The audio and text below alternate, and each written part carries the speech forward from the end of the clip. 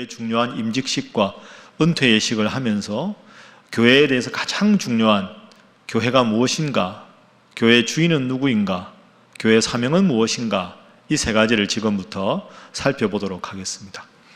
자, 먼저 교회란 무엇인가? 자, 이 정의가 있습니다. 한번 따라 하시죠. 교회는 하나님의 집이다. 그렇습니다. 교회는 한마디로 하나님의 집이다 하는 거죠. 자, 오늘 본문 말씀 15절 화면으로 한번 보십시오. 만일 내가 지체하면, 사도 바울이 디모데를 방문해야 하는데 지체해서 못 가게 되면 내가 너 디모데로 하여금 교회에서 어떻게 목회를 해야 할지를 알게 하겠다 할 때 그 교회를 하나님의 집, 이렇게 표현합니다.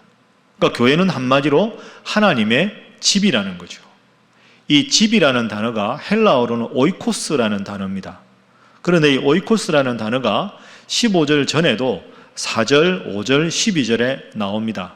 그럼 이 집이 어떤 정확한 뜻을 가지는지 화면 보시면, 자, 먼저 디모데전서 3장 앞부분에 목회자의 자격을 말할 때 목회자는 자기 집을 잘 다스려서 자녀들이 공손하게 복종하는 자가 목회자가 되어야 된다, 이렇게 말씀을 합니다. 5절에는 사람이 자기 집을 잘 다스리지 못하면서 어떻게 교회를 돌보는 일꾼이 되겠느냐. 12절에 집사, 오늘날의 안수집사를 선택할 때에도 한 아내의 남편이 되고 자녀와 자기 집을 잘 다스리는 자로 하라. 그래서 여러분, 집이라는 단어는 우리가 지금 예배를 드리는 큰 공간, 이런 공간의 의미가 아닙니다. 자기 집을 잘 다스려라 하는 말은 가정을 잘 다스려라, 가족들과 화목하게 지내라 하는 공간적인 의미라기보다는 가족이라는 의미가 더 강하지요. 그래서 교회는 함께 하나님을 모시는 가족이다, 이렇게 말할 수 있습니다. 그럼 오늘 오해하는 임직식은 뭘까요? 임직식은 교회가 한 가족인데 큰 대가족 아닙니까? 우리 교회 주일 예배 작년 성도 한 2,000명 정도 잡으면 2,000명이 모이는 큰 가족입니다. 이 대가족이니까 얼마나 많은 일하실 분들이 필요하겠습니까? 적재적소에. 그래서 적재적소에 일할 필요가 있는 그 자리에 어떤 분은 장로로, 어떤 분은 안수집사로, 어떤 분은 권사로 그렇게 직책을 받아서 이 큰 대가족이 평화롭게 잘 되도록 하는 일꾼을 뽑고 그 일꾼들을 격려하는 것이 임직예식이다, 이렇게 우리가 정리를 할 수 있습니다. 신일교회는 큰 집, 여러분 사시는 댁은 작은 집. 그렇습니다. 한번 따라해 보시죠. 우리 신일교회는 큰 집, 내가 사는 집은 작은 집. 그렇습니다. 그러니까 큰 집도 잘 되고 작은 집도 잘 돼야 됩니다.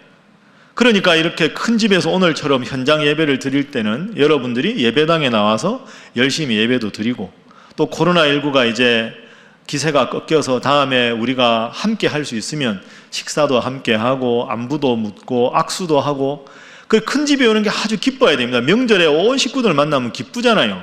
기뻐야 맞는 것 아닙니까? 그때 불편하면 안 되지요. 큰 집이 잘 돼야 작은 우리 집도 잘 된다.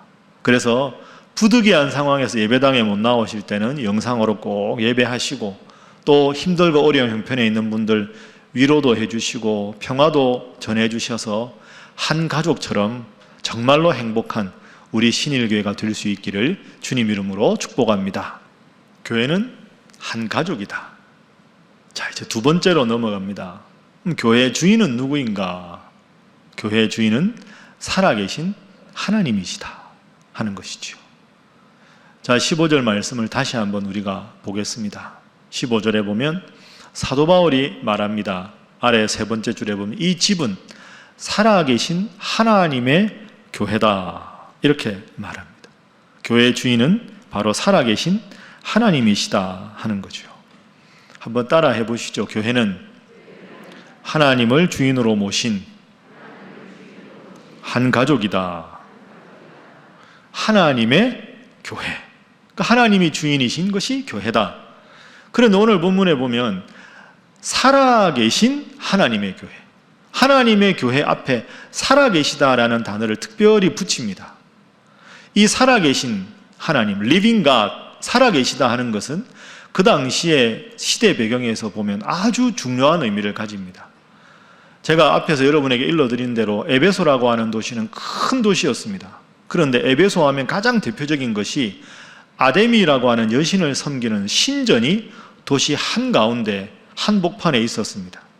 그런데 이 아데미라고 하는 신은 그리스어로는 아르테미스라는 신이고, 여러분이 많이 들어보셨을 텐데 로마 사람들은 이거를 다이아나 신이라고 불렀습니다. 다이아나. 그런데 이 신은 어떤 신이 여신입니다. 여신. 남자 신이 아니고. 저 지금 화면에 보이는 게 아데미 여신상인데요. 저 여신상의 특징은 이 가슴 부분에 유방이 24개가 있습니다. 풍요를 상징하고 다산을 상징하는 거죠. 머리 부분에는 구약의 신약에 합해서 적그리스도를 상징하는 바벨론 성이 있고, 이 가슴 아래 윗부분에는 창세기 10장에 나오는 인류 최초의 반역자인 니무롯을 상징하는 용맹한 동물상들이 있습니다. 그러니까 저 아데미 여신은 상당히 반기독교적인 겁니다.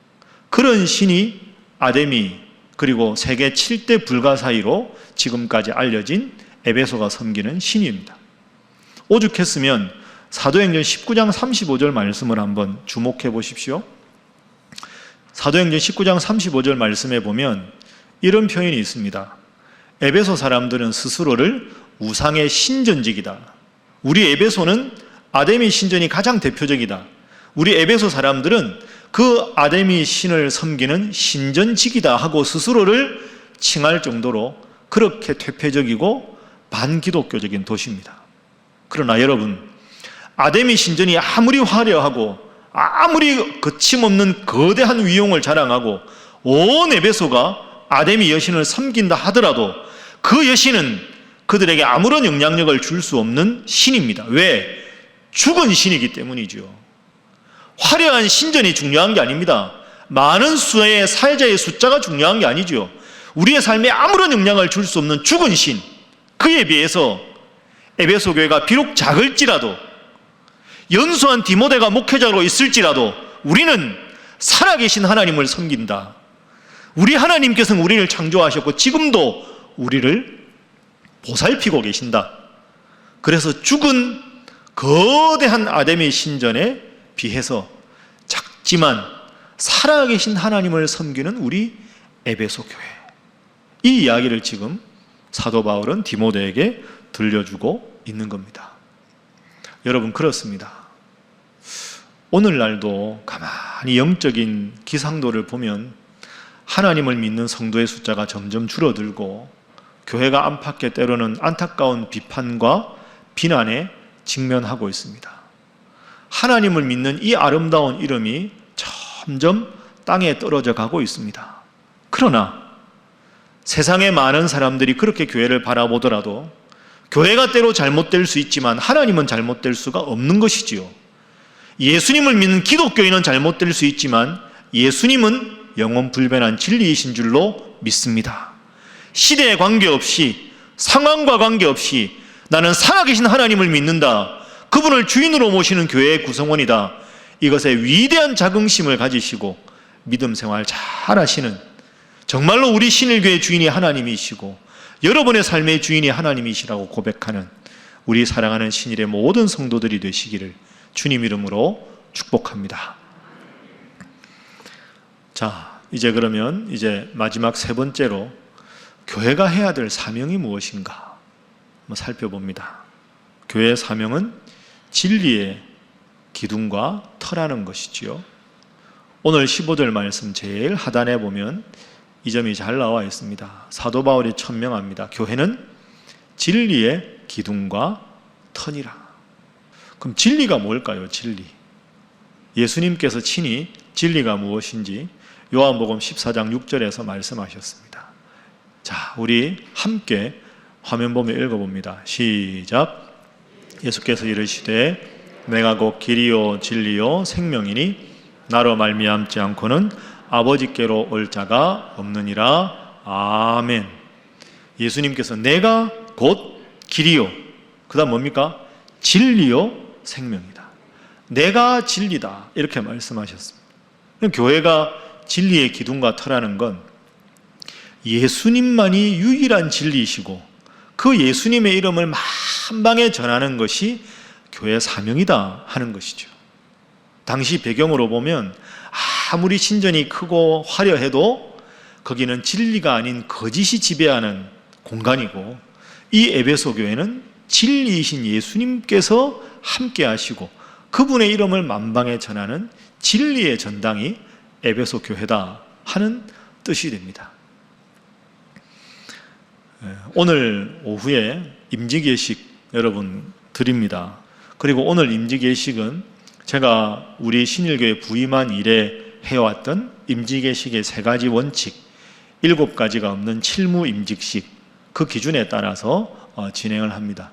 여러분 다 아마 기억이 어렴풋하실 텐데 다시 한번 우리가 화면으로 살펴보겠습니다. 우리 교회가 지향하는 임직식은 기본적으로 3가지 원칙입니다. 먼저 성경적인 예식, 불필요한 관행을 다 배제하고 오직 성경의 원리를 적용하는 예식을 추구하고, 두 번째로는 검소한 예식입니다. 임직자 부담을 최소화하고 내부 행사도 최대한 절약해서 이웃 섬김을 최대한으로 하는 예식. 세 번째는 온 성도가 함께 기뻐하는 예식. 비록 올해는 코로나 때문에 그렇게 하지 못하지만 이 3가지가 원칙입니다. 7가지가 없는 칠무임직식입니다.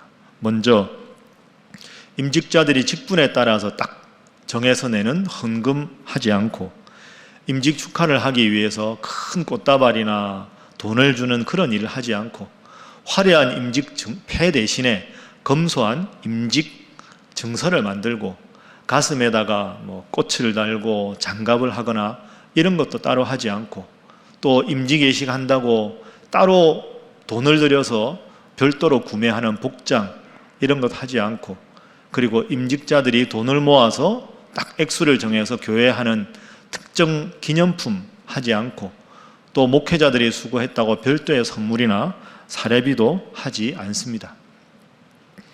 여러분, 방금 제가 여러분들께 소개한 이것은 사실은 이 칠무라는 게 특별한 게 아닙니다. 상식이지요. 상식에 맞게 교회가 상식이 통용되어야 하는 겁니다. 진리이신 예수님을 따르는데 교회가 하는 모든 일이 투명하고 질서 있고 이런 일을 함께 모두가 기뻐해야 되지, 이런 일에 빈부의 격차가 생기거나 이런 임직받는 일이 누군가에게는 시험거리가 되어서는 안 되는 것이죠.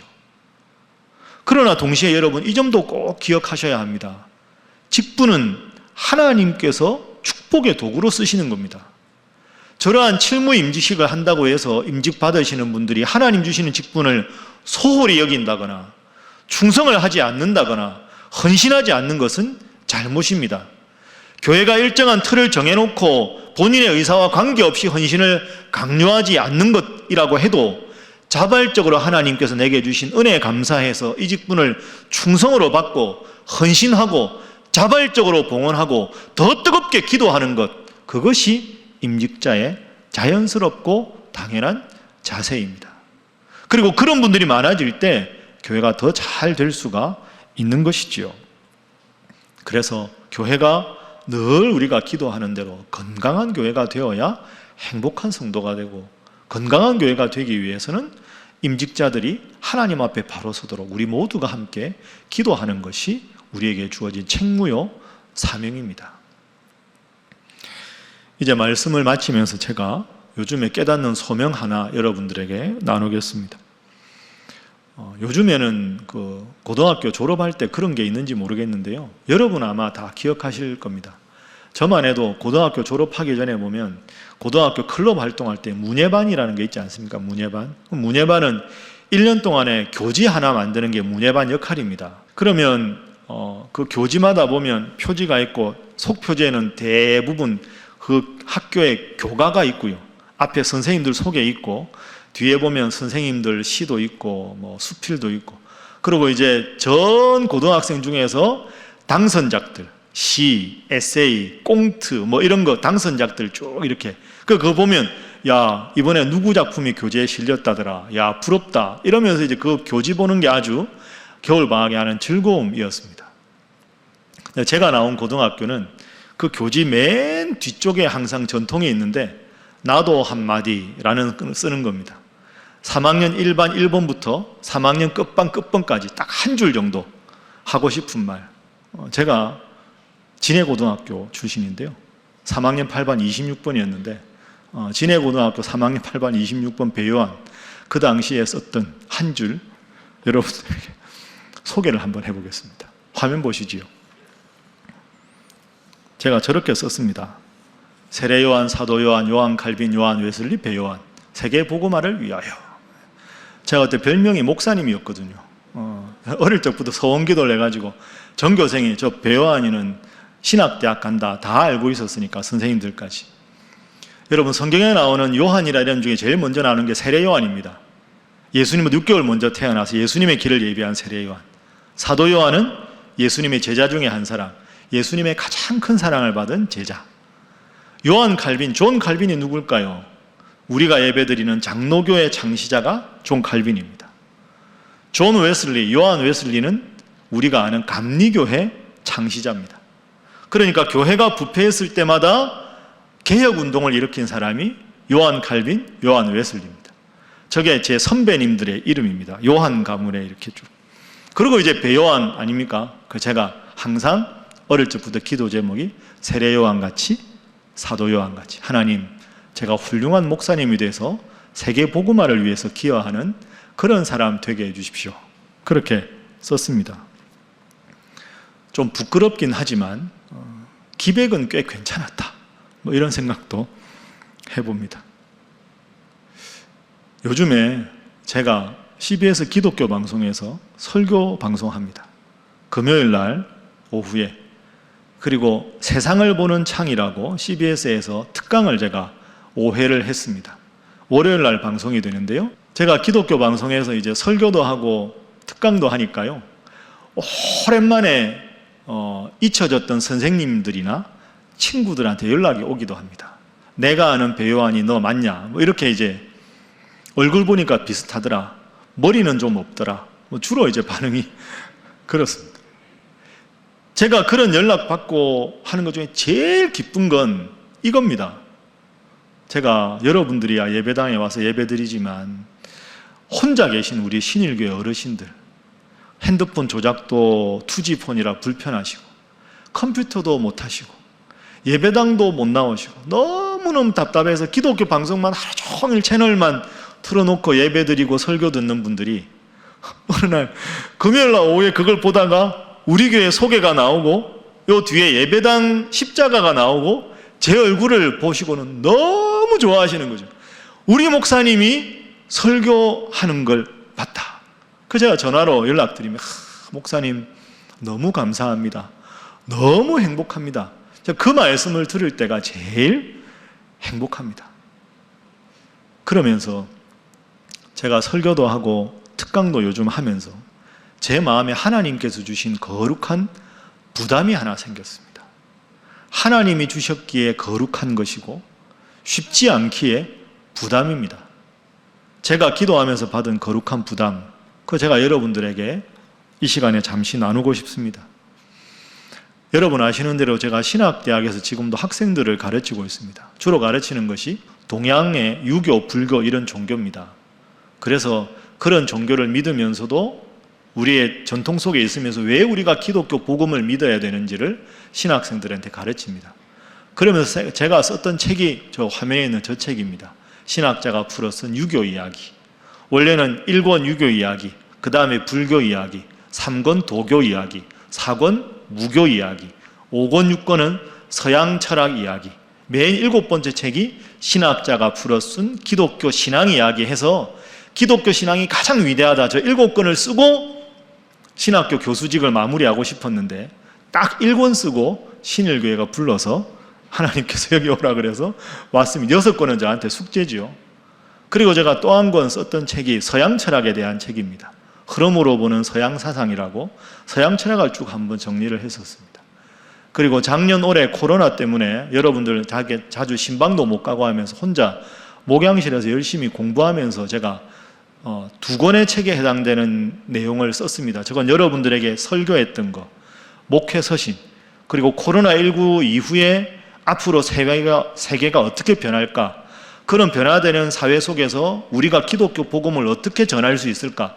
그걸 혼자 이제 책들을 쭉 읽으면서 썼던 글들을 모아놓은 게 저 2권의 바인더입니다. 제가 저걸 출판하려고 한 게 아니라 목양실에서 혼자 이제 시간 있을 때 열심히 공부해서 2권을 만들었습니다. 저게 제가 단독으로 지금까지 썼던 책들입니다. 저는 그 생각을 하지 않았는데 이번에 방송을 이렇게 하면서 하나님께서 저에게 이런 마음을 주셨습니다. 제가 방송을 하고 또 저런 책을 쓰고 신일교회 목회를 하면서 늘 제 마음속에 요즘 드는 가장 분명한 확신은 내가 이런 시대에 지금처럼 종교다원주의가 성행하고 분명한 진리가 없다고 하는 이 시대에 모든 것이 혼란해 보이고 신사사시대 같고 신춘추전국 시대 같은 이 시대에도 절대 진리인 하나님을 믿는 것이 얼마나 위대한 일인가, 내가 하나님을 믿는 것이 정말로 소중한 일이구나, 그 확신과 그 소명에 참 감사하면서 살아가고 있습니다. 그러면서 제가 요즘에 이런 기도합니다.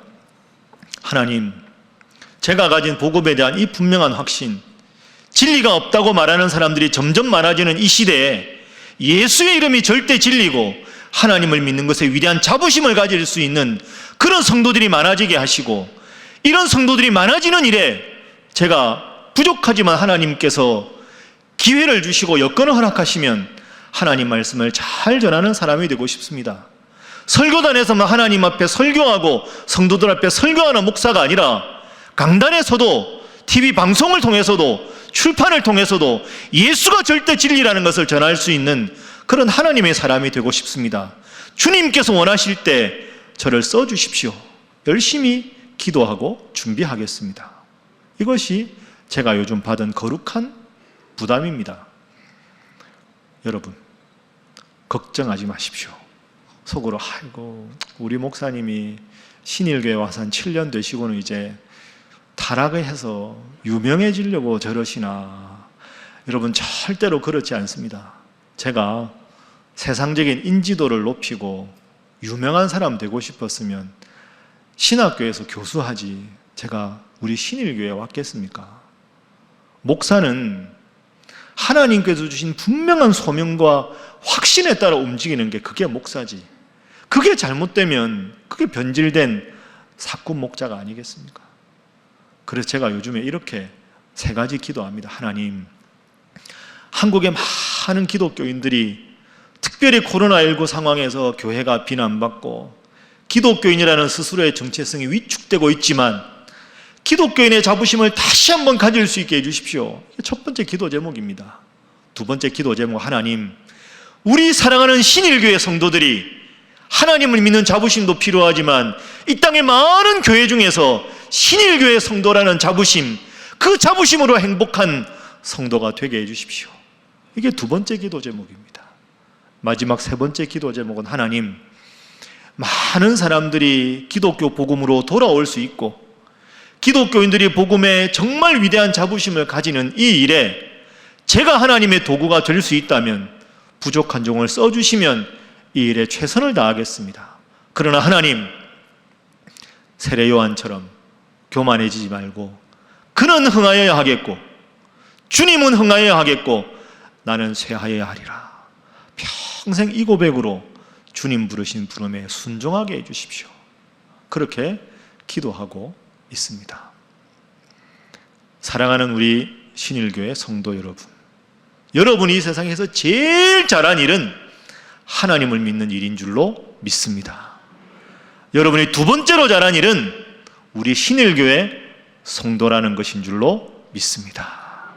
이 귀한 자부심을 가지시고 우리가 더 하나님 앞에 건강한 교회가 되고 여러분 한 분 한 분이 하나님 앞에 행복한 성도가 되셔서 하나님께서 주목하시는 교회, 하나님께서 주목하시는 성도, 바로 여러분 다 되시기를 주님 이름으로 축복합니다.